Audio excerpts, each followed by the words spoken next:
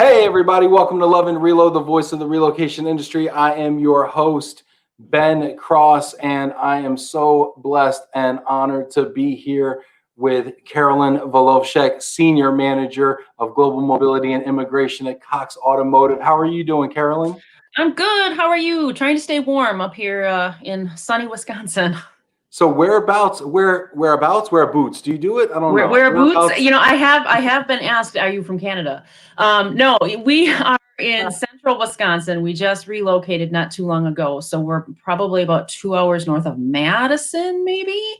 Right in the center of the state, teeny tiny little town. 2 hours north of Madison. Mm-hmm. Okay. So you relocated about 2 years ago. I'm going through a relocation myself.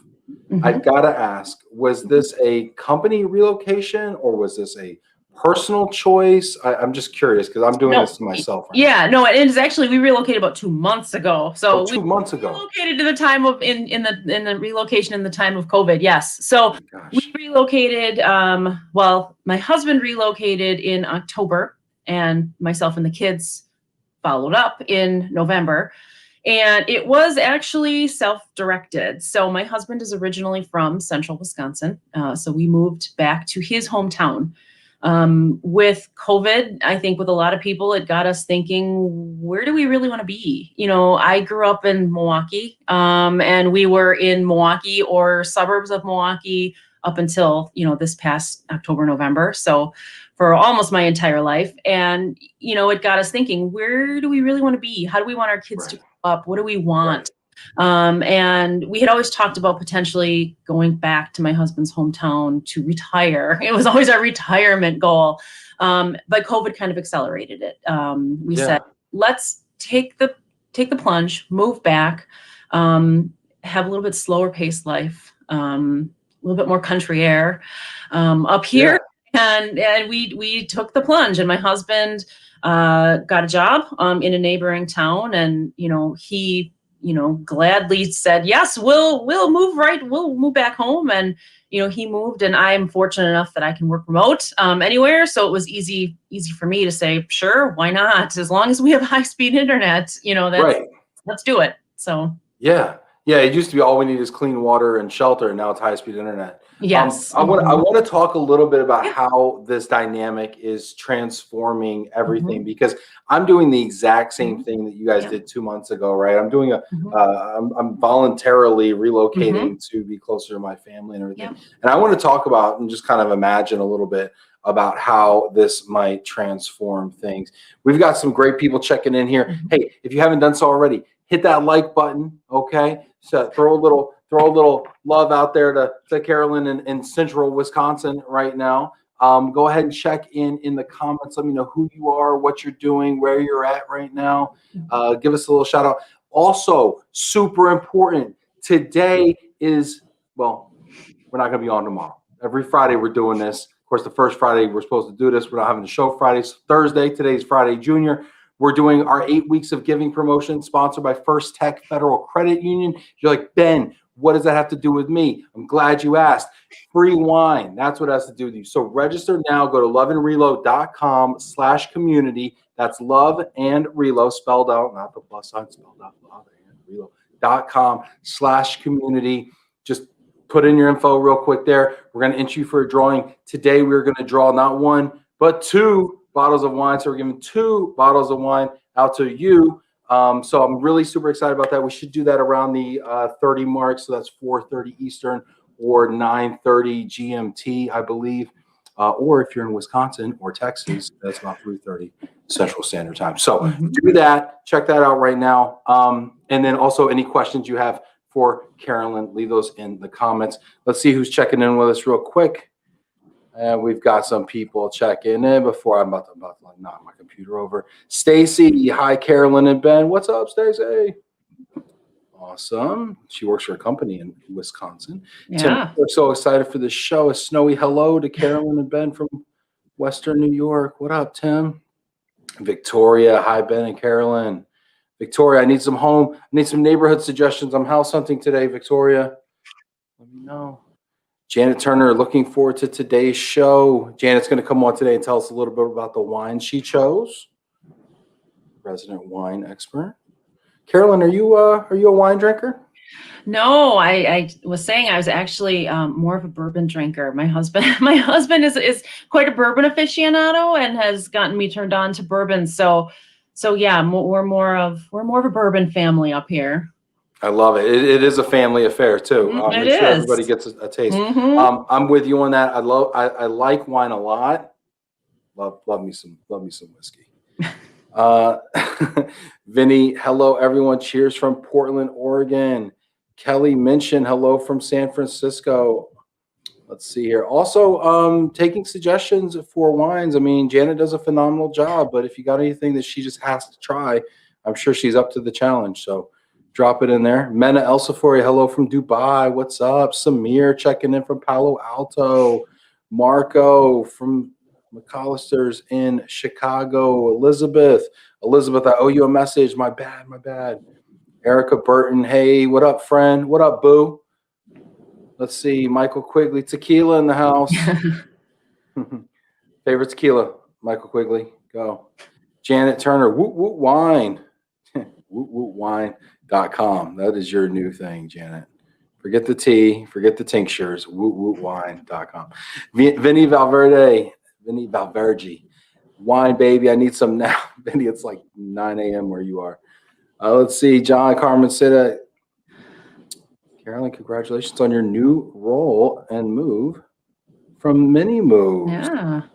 Yeah, awesome. You want to talk a little bit about your role, what you do, and all that good stuff? Sure.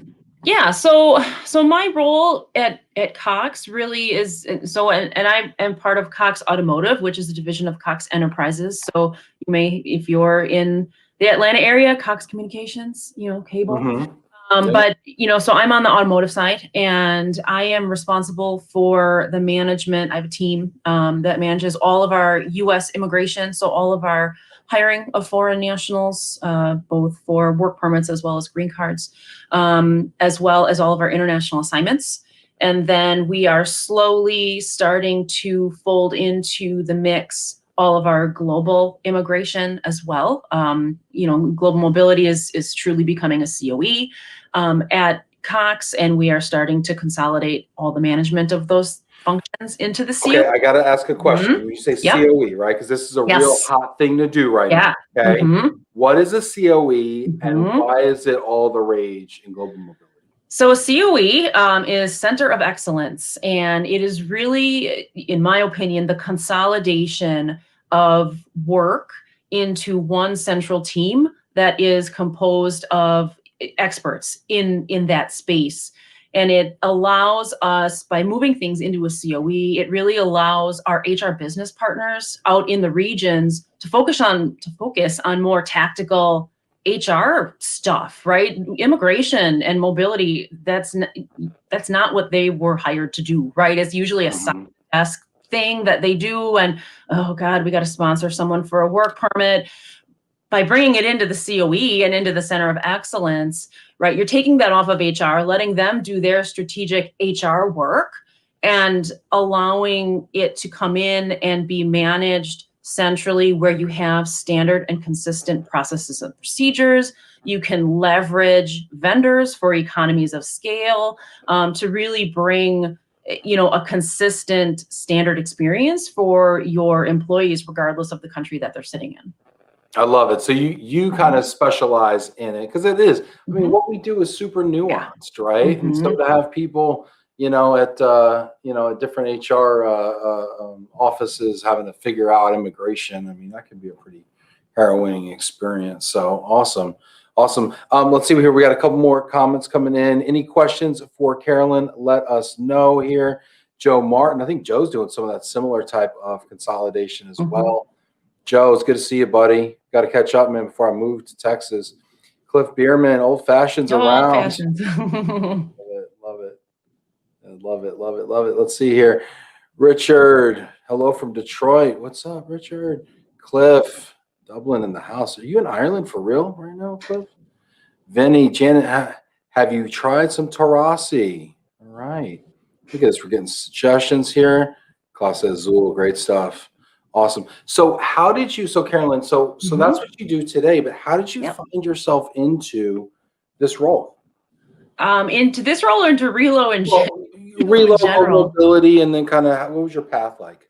Yeah, so I think I kind of fell into it. I don't think anyone goes to school, although maybe now I think there's more of a, hey, we should make this a specialized function, but We're I don't, trying, but it's not there. yeah, It's I not. don't think anyone really goes to school and says, I want to work in global mobility. I want to work for a relocation, and manage that. And so I actually did my undergrad in international business, started out in physical therapy after a semester of the science classes. I said, nope, I don't want to do this.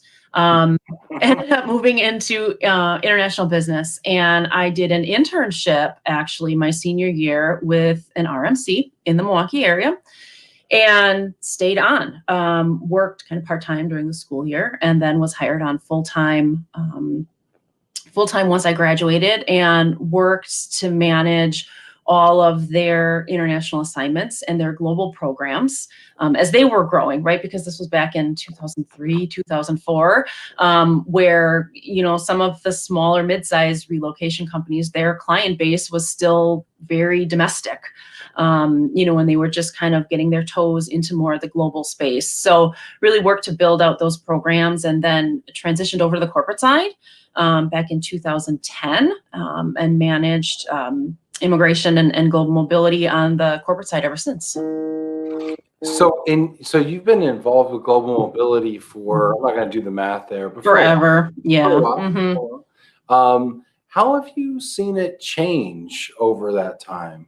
Seems like it's been evolving a lot. It has been. I think it's gone from something that was very tactical. We need to get this person from point A to point B, and here are the benefits, to something a little bit more strategic. I think the global mobility function, especially on the corporate side, is being called in to do a lot more strategic work and partnering with, a lot more departments and areas within the corporate world. Give me some examples of that, because I think there's people out there that are watching this right now, and they want to, maybe they're not yet strategically focused. Maybe they're still in reactive mode, right?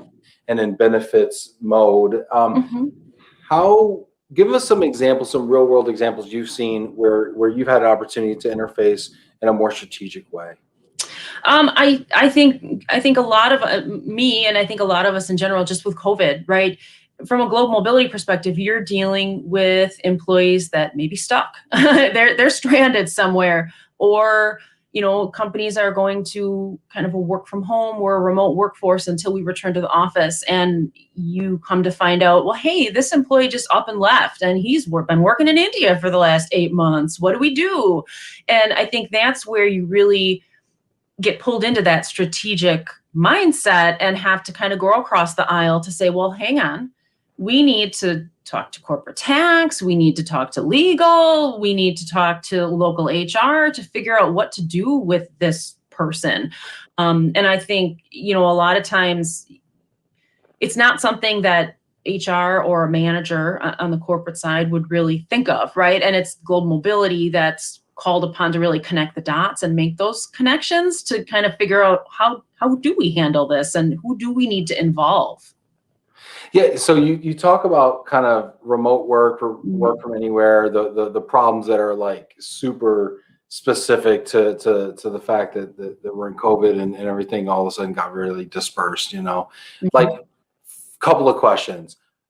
First thing, when you start talking about like somebody, like, let's just assume this hypothetical situation, somebody goes off to India for 8 months and like, oh crap, what do we do? First of all, do you really hate this person? Like, why did you have to go to India right now and create, like, there's a whole organization, like, is part of it like, how do we fix it? And then part of it, like, how do we manage this person out of the business for being such a rogue, right? Like, I mean, I feel like you hate this person because all the work is made, like, everybody's meeting about this person's situation. One, it's job security. So you don't necessarily hate the person because, and you want to give them the benefit of the doubt as well, right? I mean, I don't think any employee ever well, I don't want to say ever, but I don't think the majority of employees that we find stuck or that we find just, he's just decided to up and go to, Sri Lanka. I don't think they ever do that with the intention of, well, I know this isn't compliant. I'm going to do it anyways. See what they say, see if they can find me. I don't think they ever do that. So I think, you don't hate that person, and you feel for them because you want to bring them back to country where they are employed. But you don't hate them. You don't hate them. I guess if you're a cat herder, you can't hate the cats for being hard to herd, right? Because you wouldn't have a job. But at the same time, you're like, gosh, golly, really? You had to go that far? I mean, come on now. You had to do but that's what keeps life interesting, right? And I think that it's those situations that I think those situations are what keeps me at least in the industry and keeps me in it, because it is always changing and there's always a different problem and something new, and it allows you to be creative and it brings the mobility function to the forefront, right? Because, we're the ones being called upon to advise on these things, and what do we do and who do we need to talk to and how do we handle this situation? So it's challenging, but at the same time, I think it's a good thing. It brings visibility to our function. I've got a ton of questions about this, but I'm going to go to the questions that the audience has. We got a lot of comments, a lot of questions. Hit that like button, leave your comments, questions, all that. Want to know. Also, don't forget to register for our 8 weeks of giving wine giveaway. We're going to give away 2 bottles today, sponsored by our good friends at First Tech Federal Credit Union. Go to loveandrelo.com/community. Right now, go ahead and put that in there. You don't have to click off of this to do that, okay? You can open up another browser window, okay? Just pro tip, okay? So do that. We're going to give that away in about 15 minutes. But let's go to a couple of comments here. We got people checking in from all over. Keep leaving those comments, leaving those questions. Let's see here. We've got, hey, Erica, how you doing? We've got Mena with a question out of Dubai. I always love when Mena checks in because it's like, God knows what time there. She says, how are you applying technology and digital solutions in your role? Well, it's something that we are looking at, right? I think right now we are very manual. Cox is very manual, and that is one of the things that we're looking at. We obviously have the technology from our vendors, that we rely on. But one of the things that we are looking at as we grow, as we head into 2021 and beyond, is what type of solutions can we implement that will help us automate the global mobility function a little bit more, and free up some of our time through that automation to be more strategic. Help us with tracking, help us. Give me some ideas when you talk about automation. Like, give me like kind of an example. What does that look like? I think a lot of it is just, some of the simple follow-ups that we do. How can we automate, and thinking back to prior to coming to Cox, we did have a system, that we implemented. And, a lot of those administrative tasks like, hey, we see that your assignment is ending in 6 months. What's going on? I mean, we were able to automate those types of emails and some of the more administrative things to take those off of our plates. Because those are little ticklers that need to happen. For sure, because I know I'm the type of person that says, well, if it was really important, they'd follow up with me, right? So like, I don't exactly. do anything until somebody bugs me about it many times. As Janet's probably like smiling right now backstage. But that's just my personality. So those little automating those ticklers makes a lot of sense. Yeah. I also look at not only the automation of those little communications, but I mean, have you guys played with integrations at all? Whether it be integrating from like a HRIS system into your global mobility system or your vendor systems? I mean, have you thought about that at all? Yep. Yeah, we are actually looking at that right now.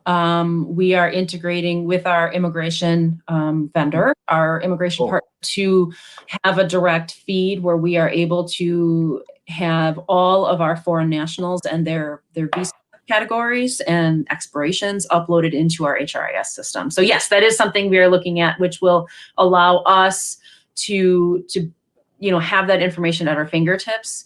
And that's, I think, especially critical, especially when you're looking at like reductions in force and looking at how that's going to impact your workforce. And if you're going to have foreign nationals impacted, from a U.S. immigration perspective, that layoff analysis, all of that is helpful with those integrations.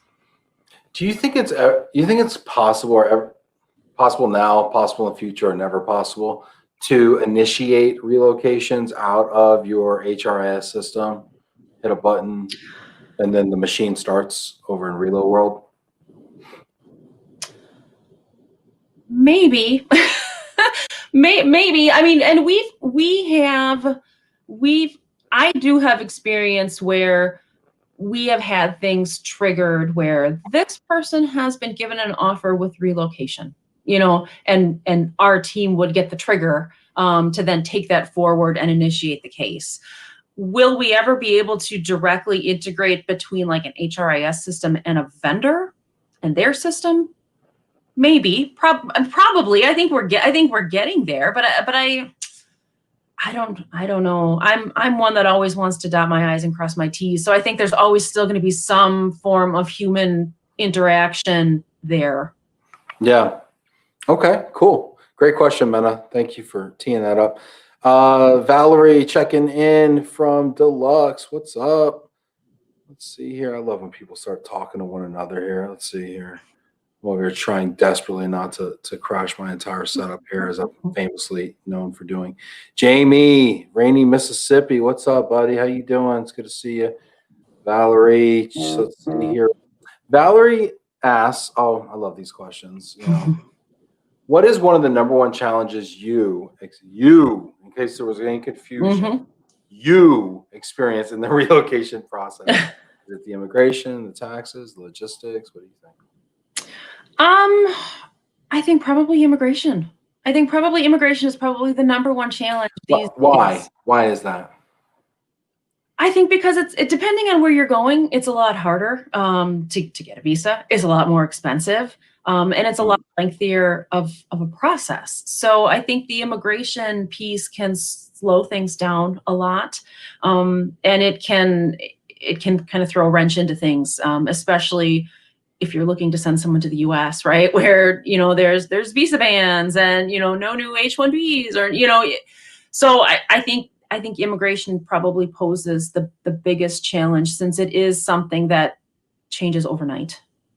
What is it within the immigration service vertical, if you will, that's the most challenging? Is it the political landscapes and that stuff? Is it the communication, the process, the organizing, the cases, Yeah, I think it's more so the political landscapes, and just the fact that countries are making it a lot more difficult to obtain a visa. Where something may have been easily approvable 5 years ago, it's not. And there's just more and more evidence that's required that a company has to provide, kind of backing the fact that we need this person in this country.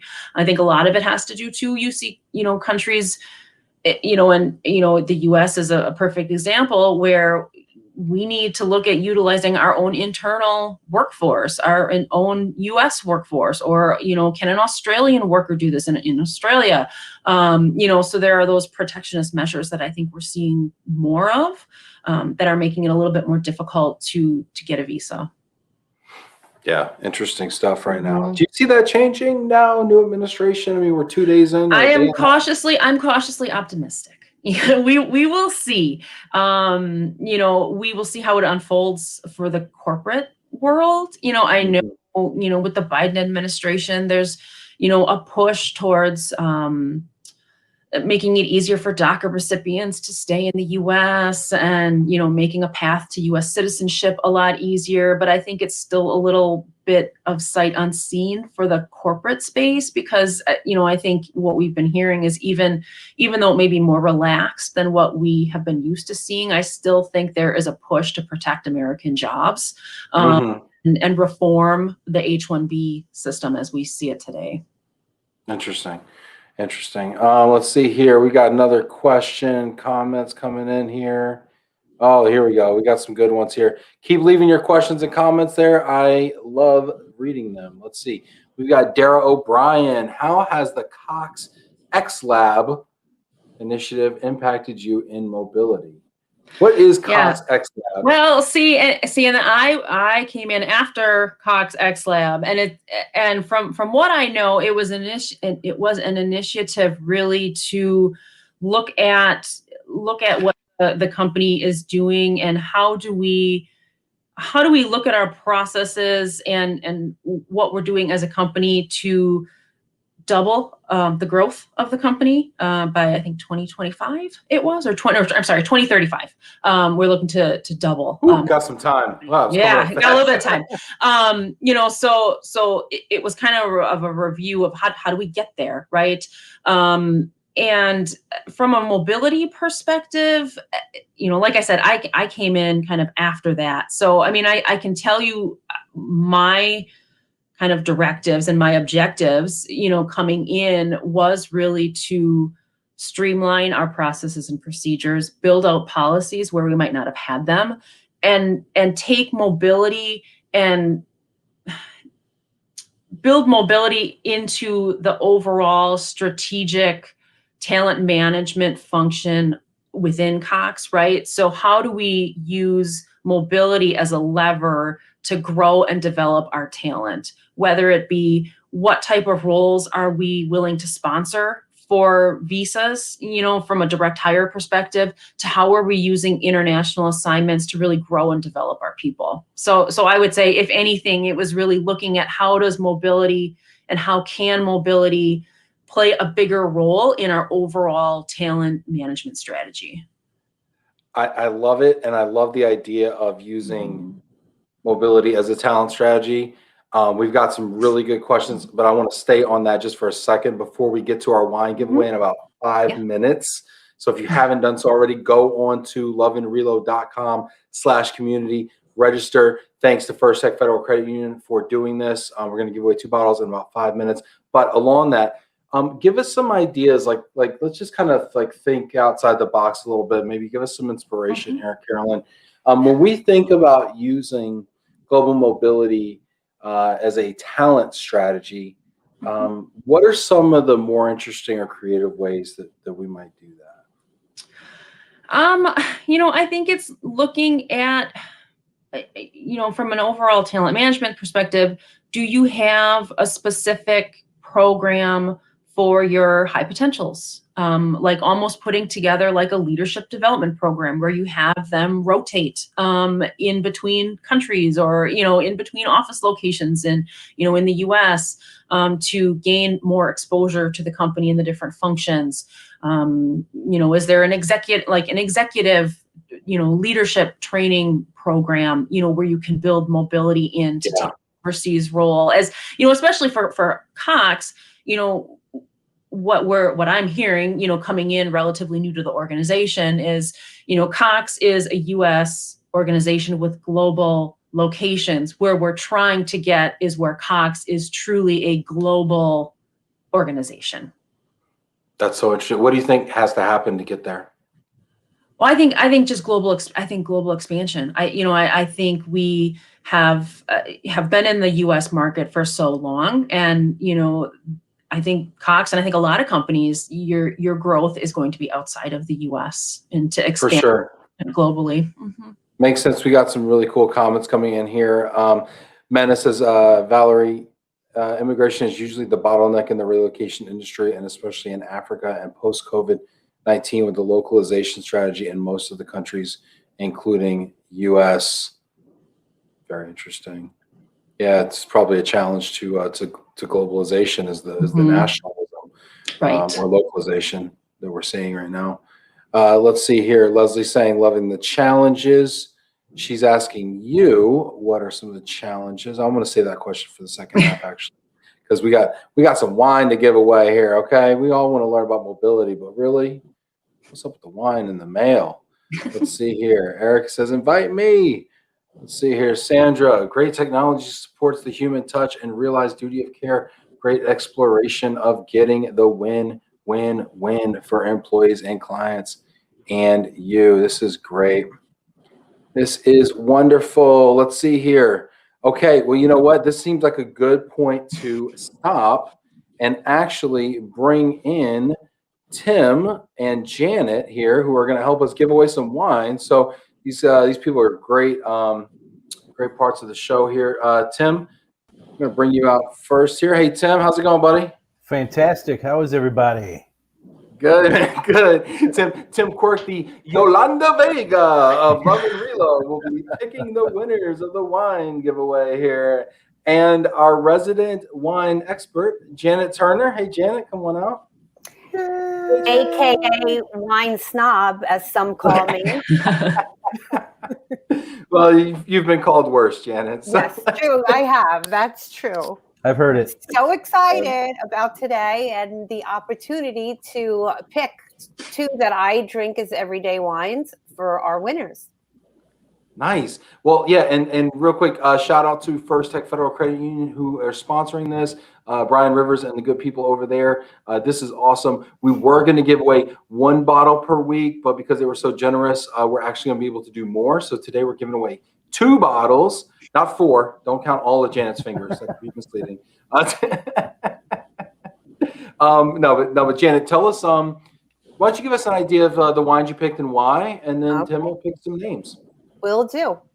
So the first wine that I chose is called Eloan, and it's a Pinot Noir from Oregon. I have found that to find an affordable Pinot Noir, you should make sure it's from Oregon or Washington. If you choose a California, then you're going to be paying a little bit more to get the same flavor. So this wine came to me through my Vivino app.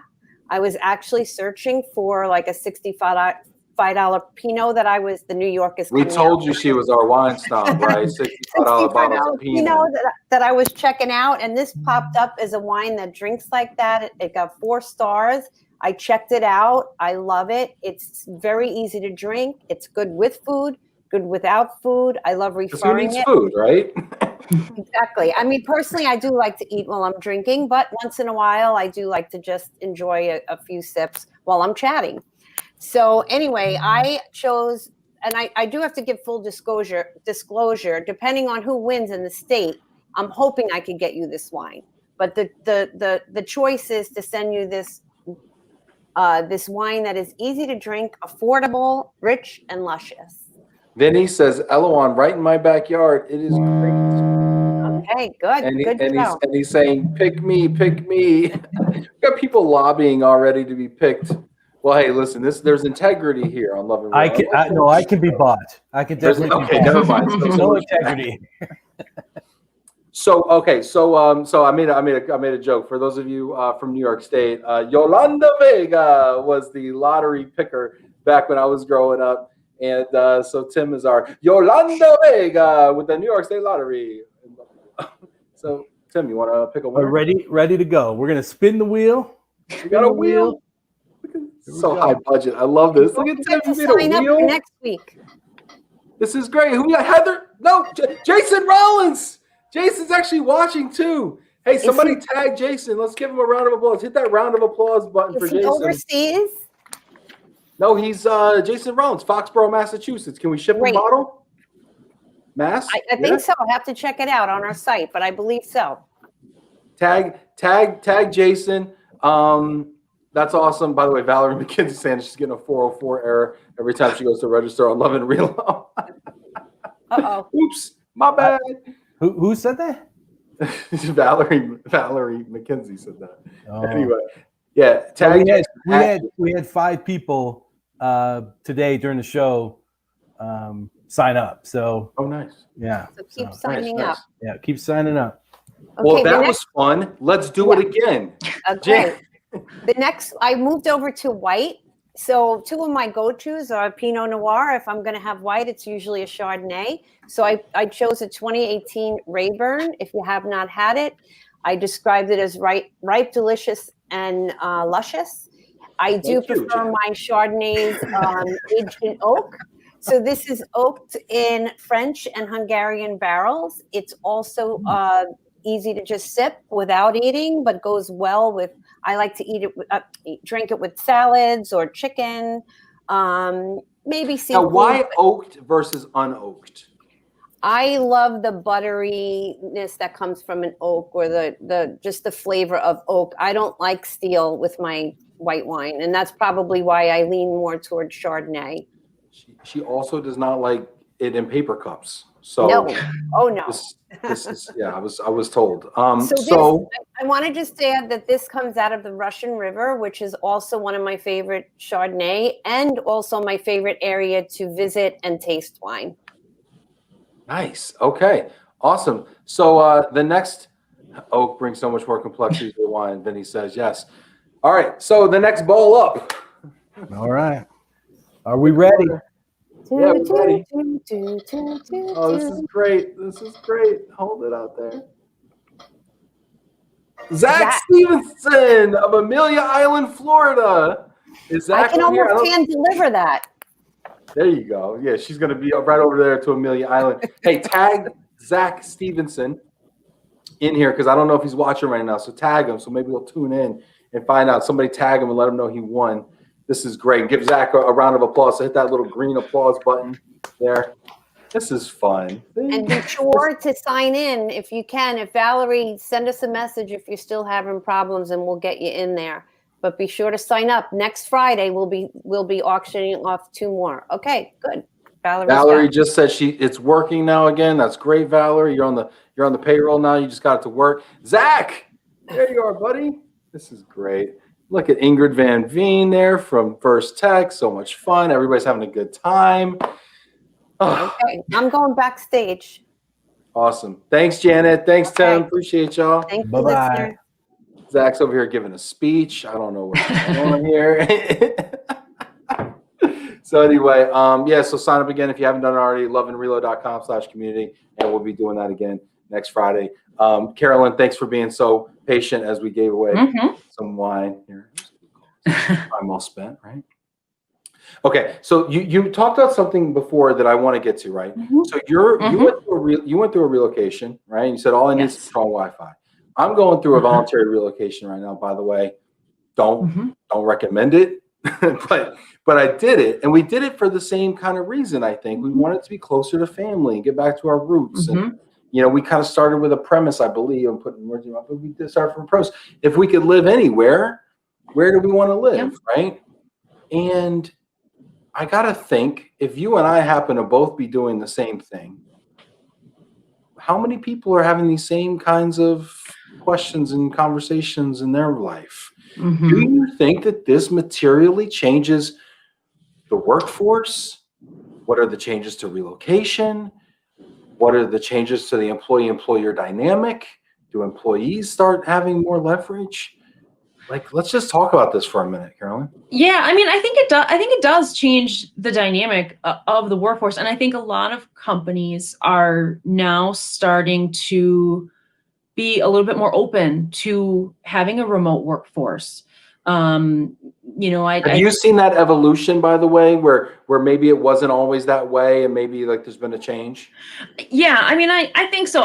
It's funny because I think when I worked on the RMC side, I think, wow, Relo, was way ahead of the curve, because I distinctly remember way back when I was at the RMC, one of the managers, one of the leaders had said, we hire where the talent is. We don't need an office there. We hire where the talent sits.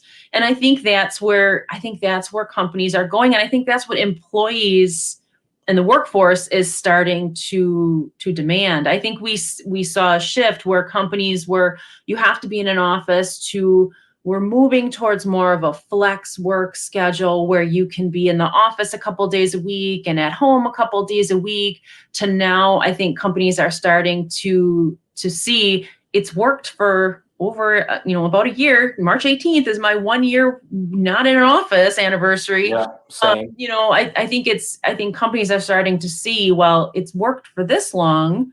There are roles that truly don't need to be in an office 100% of the time. Well, and talk about a talent strategy, right? I mean, going back to that leader and what they said is we hire the talent where they are. Well, that's a talent strategy, right? Right. Now we can go out, we can hire the best and brightest in the world, regardless of where they sit. Yep. We have an office there, assuming we're compliant, right? Which we can talk about probably the application side of this.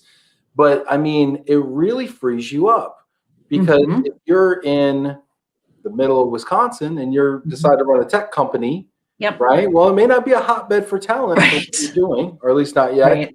I think in 10, 20 years, you could change things. But, and so now you can recruit from the Bay or Austin or whatever. Right? So I think that's really fascinating. So now let's flip that coin here and say, so what does the impact of these types of employee decisions do to organizations? How do they adapt? What are the things that they have to now consider?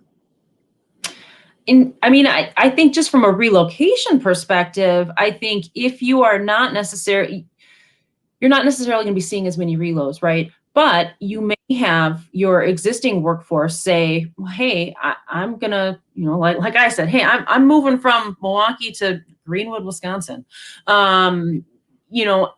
Where I think companies are going to have to start looking at, are there other ways that we can support those moves, even though it wouldn't be a company supported move, right? But we still want to support our employees. So are there other things, other auxiliary services that we can provide or offer to help our employees transition that they might take advantage of on their own, but it isn't a formal reload? Well, because, so talking about shifting perspectives here, right? Back in the day, not too distant day, it was, no, you can't do that. To now, well, that's a personal choice, but that's on your own. There are no benefits or accommodations. Still expected to perform to these expectations. To maybe future state, which is what you're describing, which is, well, we're going to make some accommodations. Maybe we're going to support you in some ways. What are some of those benefits that, because the employee's making a decision, which is going to have potentially cost implications or other sorts of, implications to their company. They're making a personal decision. So how does the company decide, yes, I'm going to support that, or gosh, that's up to you and that's on you. How do they balance, how will the company of the future, the successful companies of the future balance that? Yeah, that is a good question that I think everyone is trying to figure out, so I think what a lot of companies did for COVID, you can kind of use to formulate your blueprint for how you want to handle that. So, is it something where we're going to segment this down to certain roles, or you can relocate, but it has to be within certain states, or between within your country. Like, we're not going to support you going from the US to Canada, and remain employed by the U.S. entities. So, I think there are those considerations, but I think from a benefits perspective, I think companies, I think you need to balance, right? Are we going to provide some minimal benefits in terms of home office setup because we need you to be set up and productive, right? So minimum going to provide you with, an allowance, or, we're not going to provide you with an allowance, but we'll, provide you with certain equipment that you would have normally had in the office, and then provide you with, supplemental services, or here's this, this app that we offer that you can, do your home finding on, and, locate temporary housing, if you are, thinking of picking up and moving to a different location. It's so interesting because as companies are working from home, they are seeing it being successful, and maybe they are taking less office space than they have before, right? As leases have lapsed, companies have made different decisions, right? And it would behoove them, and to your point, to allocate some of that money that they had spent in rent for that downtown Milwaukee address, right? To say, we'll save money here, but now we're going to send Carolyn one of those really cool standing desks for $260, right? An ergonomic chair for $200. and maybe a ring light and chalk it up to Right. Right. But now those are assets of the company, right? So each employee now has $500 of company assets, and they're sitting in Greenwood, Wisconsin. And then when they're no longer with the company, do you recover those assets? Are they shipped back to the employee's cost? Those assets are sitting on their balance sheet as assets. So it's kind of interesting because as a person who turned my laptop and iPhone in about a month ago, I mean, this is the way the company looks at it. So I think it brings about a lot of questions. But the question I guess I would have for you is, you mentioned relocation volume might go down in the future based on this, right? Which I think is plausible. I mean, I've heard some good stories to the contrary, but I think that's plausible. How does mobility transform itself in the next 5 to 10 years? What is our value proposition so that we can remain strategically relevant to organizations and continue having that job security and that career path that we cherish as professional cat herders, global international cat herders? Yeah. I mean, well, I think that's where it comes in, where, if you're not offering formal relocation packages to an employee, are there other supplemental kind of auxiliary benefits that you can offer them and provide them guidance with, where, a relocation or mobility team could assist with facilitating, getting them set up with certain companies, referrals, things like that. I think there's also still, on the global side, while we may see a drop, maybe in international assignments, I still think there's the international side, where if you're not taking assignments, are we then seeing an increase in extended business travel, where mobility is being brought in to consult on, or short-term project-based assignments, where it's not your traditional expat assignment, but it is still something that, you need support on.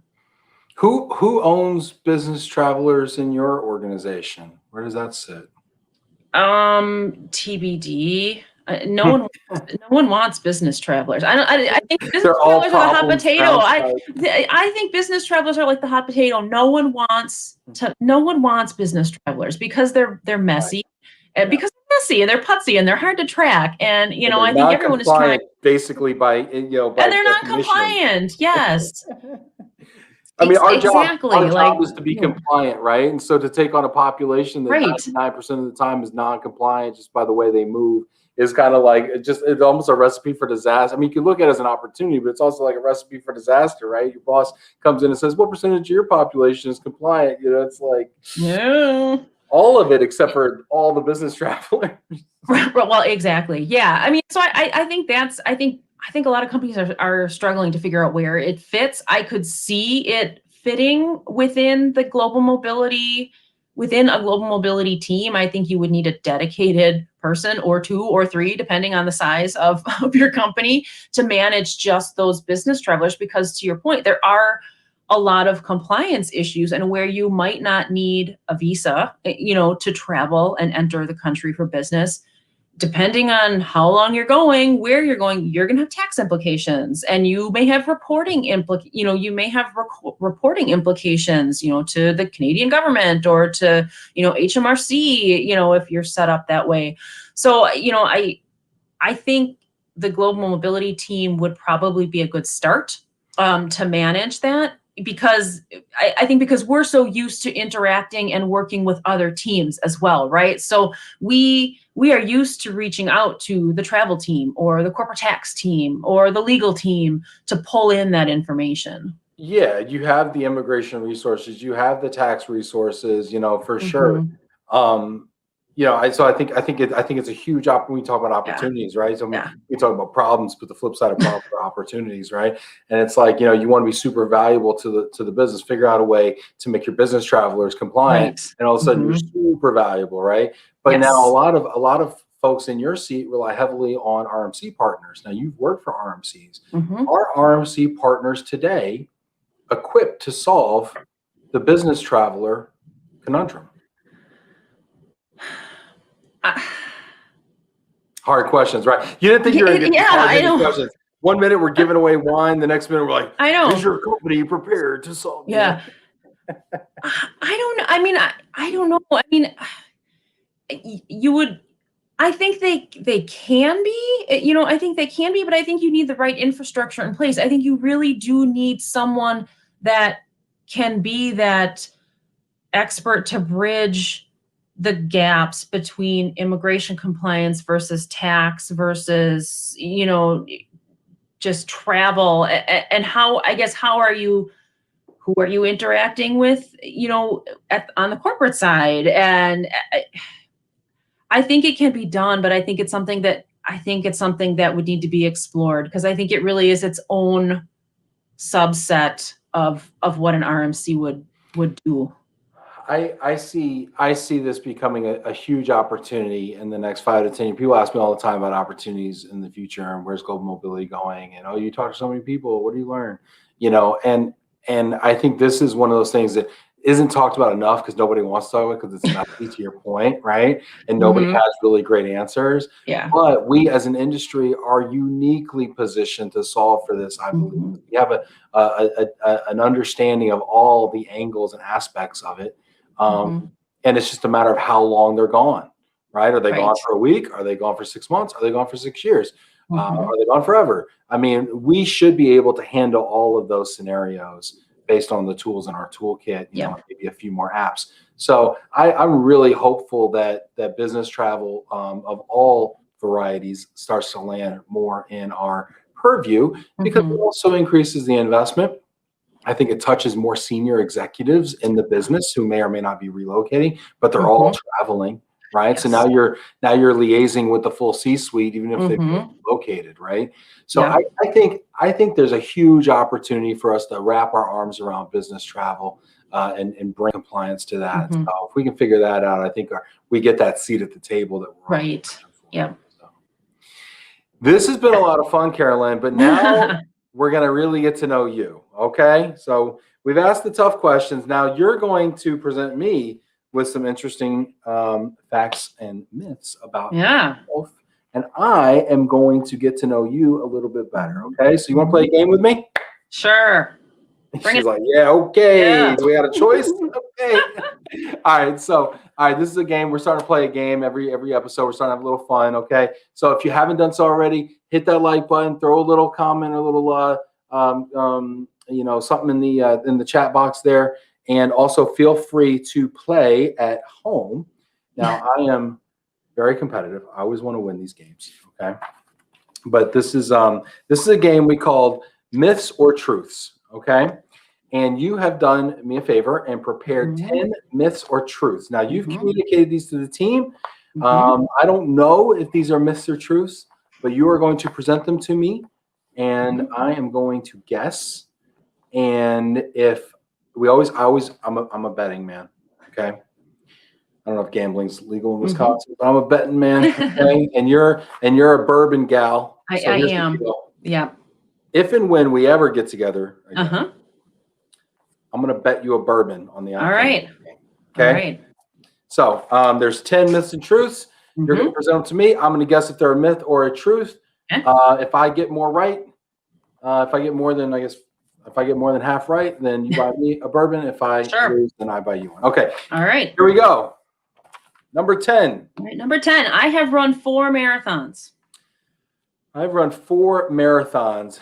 You kind of seem like you might kind of be a marathoner. I'm going to say I'm going to say it's a truth. It is. It is. I have run 4 marathons thus far. One in Green Bay. I've run Chicago twice, and in 2019 I ran the Berlin Marathon in the rain in Germany. So. Oh my gosh. Yeah. Which one was the most fun? Actually, I think the Berlin Marathon. I do love Chicago. I love the Chicago Marathon, which is why I've done it twice. But Berlin, despite raining for 4 hours, I think that was the most fun. That's awesome. I love it. That's so impressive. That's fantastic. Okay, number 9. Number 9. My favorite band of all time is the Beatles. No way. That is a myth. That is A truth. What? Is it true? It is. I am an old soul. I was born in the wrong decade. Yeah. I could probably recite the lyrics to every single song. Have you seen Yesterday? I love that. I have. Mm-hmm. You like it or no? It was okay, and I've seen Love, the Cirque du Soleil, Love with the Beatles, and so yeah, it's like I said, I was born in the wrong era. That's awesome, awesome. Okay, number 8. I'm from Wisconsin. You got to read it to me, and then I'm gonna. Oh yeah, sorry. I am a Green Bay Packers season ticket holder. I think that is false. That is false. That is a myth. Although it's coincidentally when our son was born almost 6 years ago, we got him on the list to become a season ticket holder, and it will probably be we get a little postcard in the mail once a year. It'll probably be about 30 years before he is eligible to get and well, he at least you were line. smart getting him on young. I mean, because then you can at least enjoy it. God forbid he started when he was 36 and then he'd be 72 and then exactly. So when he's about 35, 36, he'll finally be able to get those season tickets. What a great birthday though. Yeah. 36th birthday, you get Packers season tickets.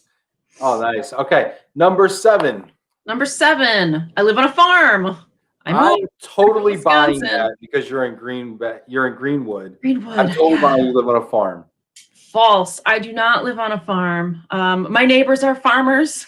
We are surrounded by farms and Amish, but I do not live on a farm. We do plan on getting goats one day though, so the kids are asking for it, and goats just so you don't have to cut the grass, or what's the deal? Just to have as a pet. We live on our house right now is on about 4 or 5 acres, and we have some wooded land too. So we've said we told the kids we'll build a little goat pen shed and we'll get some goats. Nice, awesome. Are you okay? Yeah. Get goats. You gonna ever? Goats? No, they're gonna be pets. They will have names. They'll be pets. Okay, they're not named like Stew, Curry. Okay, no, right. Number 6. Number 6. I have 3 children. I say that's false. That is false. I have 2. Yes. All right. I mean, kids, as many as you want, but I'm just very competitive. Yep. So 2 is enough. 2 is enough. All right. So I think I'm at 3 right now. So I'm pacing. This is very touch and go here. Number 5. Yeah. Oh, sorry. How old are your kids, by the way? I got 2. My kids. They both have March birthdays. So our son will be 6 on March 3rd, and our daughter will be 4 on March 31st. So okay, mine are 2 and 5 right now. So little ones. Yep. Very cool. Very cool. All right. Number 5. Number 5. I was a competitive swimmer in high school. I think this is true. False. Played sports. I think I played soccer my freshman and sophomore year, and then after that, I was kind of geeky. I was on the newspaper and Model UN and stuff like that. Well, I figure okay, maybe you're a marathoner and a swimmer. Not a swimmer. Okay. All right. Number 4. I am highly allergic to bees. I'm gonna say no. False. That is false. That is false. All right. Okay. Well, good. I'm always worried when people are highly allergic to bees. Yeah. I feel like that's pretty dangerous. All right. Number 3. 3. I self-designed my undergraduate degree. Now this is super specific, so I'm going to say this is a truth. It is true.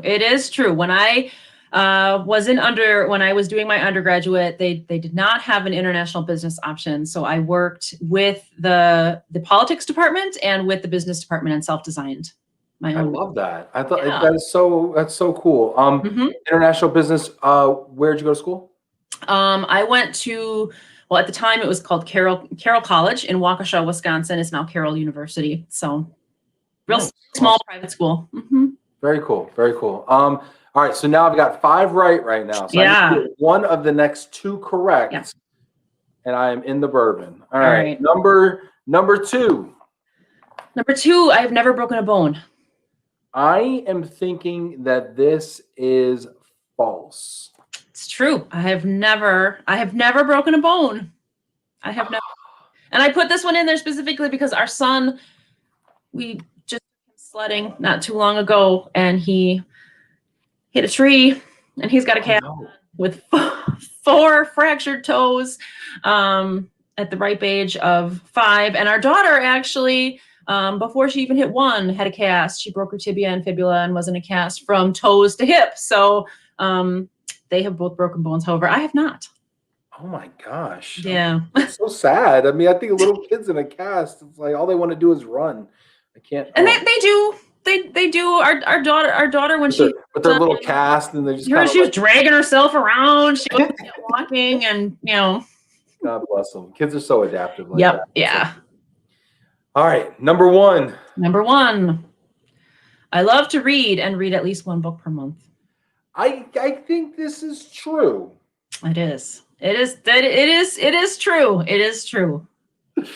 That's awesome. Yeah. Well-read people are the most interesting people. Yep. So Yep. This is fantastic. My wife also, her goal last year was to read 1 book per month. Got to 11, and she was very disappointed. I was like, that's probably 10 more than I read. So good. No, that's fantastic. How do you accomplish this? This is a lot of time. How do you? It is. I try to read when the kids are in bed.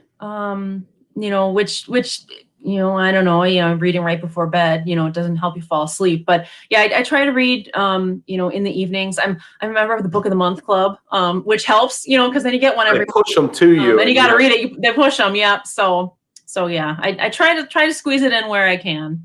Fiction, nonfiction. What's your genre? Both. I'm more of a fiction, kind of a thriller, spy, espionage type novels. So. Nice. This has been super cool. I want to thank everybody who tuned in today, left great comments. This is great. We have a few fellow Beatles fans here. This is wonderful. People really enjoyed it. This is so cool. Shout out to all of our winners, Zach and Jason. This has been fantastic. It's always better when you, the audience, participate. So hit that like button if you haven't already. Send a little love out there to Carolyn. Give her a round of applause digitally, that little green hands applause button. We are not on tomorrow. We will be back next week with a bang-up lineup for you. But Carolyn, would you like to send us off maybe with a final thought, maybe just whatever you want to talk about? Sure. Final thoughts. I think 2020 has shown that global mobility can weather any storm, and we're a group of survivors, and and can come out on top. So 2021, the best is yet to come, and I think it's only up from here for global mobility. I love it. Way to be positive too. Yeah. I think you're right. I think whenever you find a problem, that's an opportunity. And so we talked a lot. The problems are obvious, but let's search for the opportunity and solve those problems and continue to make ourselves even more indispensable. Yep. So wonderful thought, Carolyn. Carolyn Volovsek, Senior Manager, Global Mobility and Immigration at Cox Automotive. Thank you so much for being with us today. Thank you. Appreciate it. Yep. Thanks. Take care, everybody. Have a great weekend.